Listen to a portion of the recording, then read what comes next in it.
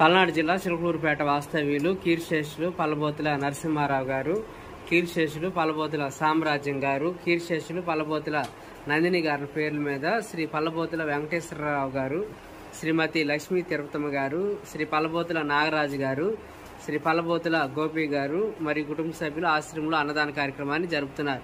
అన్నదాత అన్నదాత అన్నదాత శ్రీ పల్లబోతుల వెంకటేశ్వరరావు గారు, శ్రీమతి లక్ష్మీ తిరుపతమ్మ గారు మీకు ఆశ్రమంలో ప్రతి నెలలో అన్నదాన కార్యక్రమాన్ని జరుపుతున్నారు.